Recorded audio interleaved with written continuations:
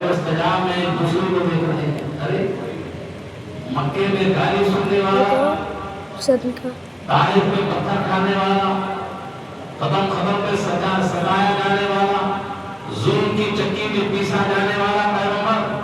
ہم تو لڑ اٹھتے تھے کہ زمین پر طوفان آیا ہی تھا، کہیں پھر طوفان نہ آ جائے، قرب خاص میں جا کر کسی کی شکایت نہ کر دے. ایسا رحمت للعالمین ہے. یہاں آنے کے بعد شکایت کے بجائے مغفرت کے لیے السلام علینا وعلی عباد اللہ الصالحین رہ رہا ہے.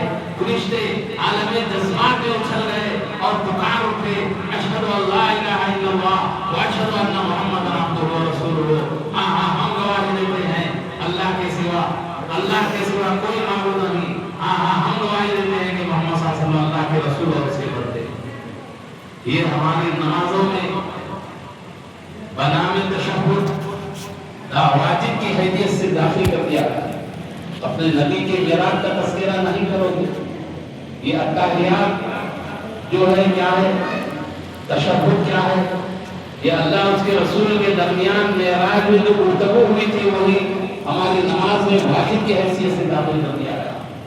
اتحیات للہ والصلوات والطیبات. عزیزان محترم، لفظ یہ کہ اللہ کے رسول صلی اللہ علیہ وسلم جب چلے واپس رحمت و نور کی چادر میں بسنے والے مصطفیٰ راز و نیاز کی منزلوں سے گزر رہے ہیں، جب چلے واپس اللہ نے فرمایا کہ حبیب امت کی طرف جا رہے ہو، رب کی بارگاہ سے تحفہ لے کر جاؤ. 50 نمازوں کا تحفہ موسیٰ علیہ السلام لے کر چلے، راستے میں ٹوکا، واپس بھیجائے. 9 مرتبہ حضرت موسیٰ علیہ السلام بھیجائے. 5 نمازیں کم ہوتی رہی. یا رسول اللہ، آپ کی امت اتنا بوجھ نہیں اٹھائے گی. 9 مرتبہ جانے کے بعد 10ویں مرتبہ بھی حضرت موسیٰ علیہ السلام بھیجانے لگے. اللہ کے حبیب صلی اللہ علیہ وسلم نے فرمایا کہ موسیٰ، اب مجھے خدا کی بارگاہ میں جانے سے جو ہے شرم محسوس ہوتی ہے، اب میں نہیں جا سکتا. غرض یہ کہ 9 مرتبہ اللہ کے رسول صلی اللہ علیہ وسلم جو تشریف لے جانے پر 45 نمازیں کم ہو گئی، 5 نمازیں رہ گئی. اللہ نے فرمایا کہ اے حبیب صلی اللہ علیہ وسلم 50 نمازیں تھے لیکن 5 نمازیں رہ گئی ہیں، لیکن میں ثواب 50 نمازوں کا آپ کی امت کو عطا کروں گا. اس لیے نماز معراج میں ہم کو نماز کا تحفہ ملا ہے، نماز کا تحفہ ملا ہے. لیکن آج ہم کو بے خبری کی زندگی ہم گزار رہے ہیں. مؤذن پکار رہا ہے الصلاۃ خیر من النوم، نماز نیند سے بہتر ہے، لیکن مسلمان اٹھنے کے لیے تیار نہیں. ویسے اگر موبائل فون بچ جائے تو فوراً ہڑبڑا کر اٹھتا ہے، کہتا ہلو. لیکن مؤذن پکار رہا ہے الصلاۃ خیر من النوم، نیند سے نماز بہتر ہے، لیکن مسلمان اٹھتا نہیں، مسجد کی طرف نہیں جاتا. آج اس معراج کی جو ہے معراج نبی صلی اللہ علیہ وسلم کی معراج کی رات میں ہم کو جو تحفہ ملا ہے وہ نمازوں کا ہے. اور اللہ نے فرمایا اور ہر وہ احکام جبرائیل علیہ السلام کے ذریعے سے اللہ نے نازل فرمایا. ایک خاص بات نوٹ فرمائیے، ہر وہ احکام اللہ نے حضرت جبرائیل علیہ السلام کے ذریعے سے بھیجا، لیکن نماز معراج میں بھلا کر اللہ نے اپنے حبیب کو دیا. اس کی وجہ یہ تھی کہ اے حبیب صلی اللہ علیہ وسلم، آپ کا رب کا دیدار کرنا یہ آپ کی معراج ہے. آپ کی امت کی معراج یہ ہے کہ نماز جب پڑھیں گے کہ خدا کی جو ہے دیدار، خدا کا قرب انہیں نصیب ہوگا. یہی وجہ تھی. حضرت عائشہ رضی اللہ تعالیٰ عنہا آپ ارشاد فرماتی ہیں اللہ کے رسول صلی اللہ علیہ وسلم نماز کا وقت ہو جاتا تو بے چین ہو جاتے. جیسا ہانڈیا چولہے پہ پانی ابلتا ہے، پانی جوش مارتا ہے، اسی طرح اللہ کے رسول صلی اللہ علیہ وسلم بے قرار ہو جاتے نماز کے لیے اور کہتے کہ بلال مجھے نماز کے لیے لے چل، بلال مجھے نماز کے لیے لے چل. اور اللہ تعالیٰ جب اللہ کے رسول صلی اللہ علیہ وسلم نماز کا تحفہ لے کر واپس ہوئے تو ایک غمزدہ کی کیفیت میں تھے. اللہ نے فرمایا کہ حبیب غمزدہ ہونے کی کیا بات ہے کہ اللہ کے رسول صلی اللہ علیہ وسلم نے ارشاد فرمایا کہ پروردگار میں دیدار رب کر جا رہا ہوں دیدار رب تیرا کر کے جا رہا ہوں، لیکن جب میں دنیا میں جاؤں گا تیری یادیں مجھے ستائیں گی، تیرے جلوے مجھے ستائیں گے۔ پروردگار میں غمزدہ اسی لیے ہوں کہ تیرے جلوے مجھے ستائیں گے۔ اللہ نے فرمایا گھبرانے کی ضرورت نہیں ہے حبیب، جب بھی میری یاد آ جائے نماز کے لیے کھڑے ہو جاؤ، وہی دیدار کی کیفیت تمہیں نماز میں اللہ حاصل فرما دے گا۔ یہ ہے نماز، اسی لیے نماز پڑھو، نماز کو قائم کرو، اقیموا الصلاۃ، نماز پڑھو، اللہ کا قرب تمہیں نصیب ہوتا ہے، اللہ کی دوستی تمہیں حاصل ہوتی ہے، اور اللہ کی دوستی کوئی معمولی دوستی نہیں، نماز کی کیفیت میں اللہ کا وصل تمہیں حاصل ہوتا ہے۔ اسی لیے یہ معراج ہم کو اس بات کا پیغام دیتی ہے کہ ہم نماز کی پابندی کریں، مسجدوں کو آباد کریں۔ آج مسجدوں میں ہر طرح کی آپ کو سہولت ہے، ہر طرح کی آرامی ہے، الحمدللہ یہ سب آپ کے لیے ہے کہ آپ نمازی بن جائیں، آپ نمازی بنیں۔ اسی لیے کیا تو کہا مسجد تو بنا دی شبگر میں، ایمان کی حرارت والا میں من اپنا پرانا پاکی برسوں میں نمازی بن نہ سکا۔ عزیزان اکرام، یہ پیغام معراج النبی صلی اللہ علیہ وسلم کے صدقے میں ہم کو نماز کی طرف بلا رہا ہے کہ تم نماز کو قائم کرو، نماز کو پابندی کرو، اور سب سے پہلے قیامت کے روز محشر اولین کوشش نماز نبوت، قیامت کے دن سب سے پہلے نماز کی کوشش ہوگی۔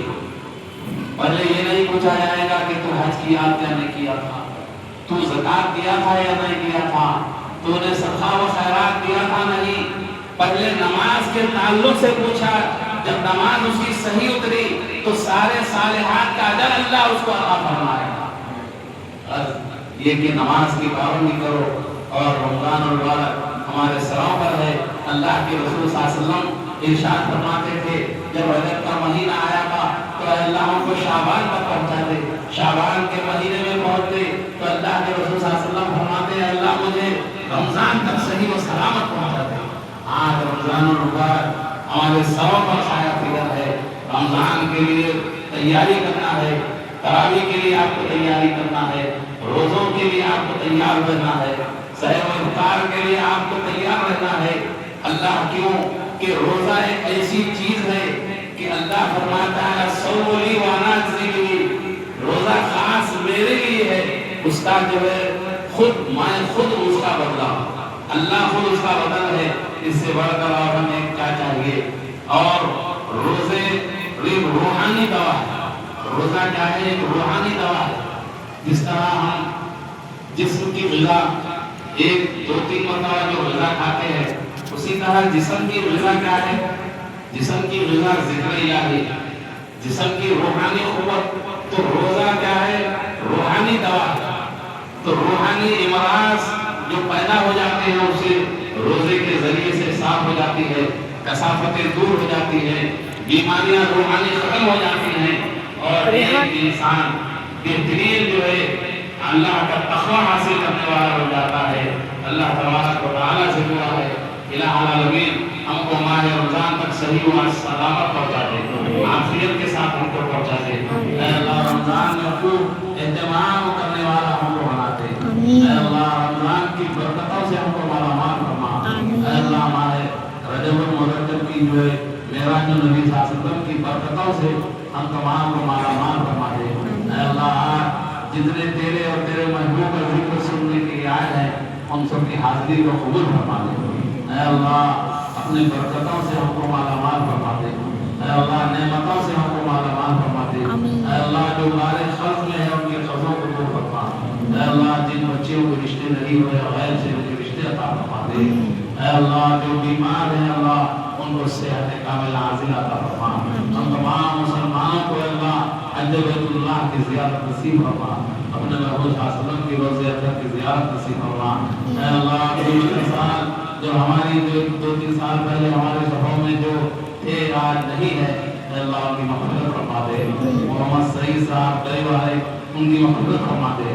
محمد حضیر صاحب تاجران جن میں اے اللہ ان کی مغفرت فرما دے، اور جتنے بھی گزر چکے ہیں اللہ ان سب کی مغفرت فرما دے اللہ خصوصاً طیب الرحمن صاحب کی اللہ ان کی بھی مغفرت فرما دے ان کے جوال رحمت میں جگہ فرما اللہ جن کے والدین گزر چکے ہیں ان کی مغفرت فرما ان کی خبروں کو اللہ جنت کے بہاں فرما دے اللہ ان کی خبروں کو کشادہ فرما دے ناگہانی آفتوں سے ہماری حفاظت فرما آسمانی زمینی آفات سے ہماری حفاظت فرما اللہ ایکسیڈنٹ کے حادثات سے ہماری حفاظت فرما ناگہانی آفتوں سے ہماری حفاظت فرما اے اللہ بیماریوں سے ہماری حفاظت فرما اے اللہ کرم کے فیصلے فرما دے کرم کے فیصلے فرما دے اللہ تعالی علی خیر محمد وعلی آلہ وصحبہ اجمعین فضل سبحان ربک رب العزۃ عما یصفون سلام علی المرسلین والحمد للہ رب العالمین اللہ ختم شریف پڑھایا جائے گا انشاءاللہ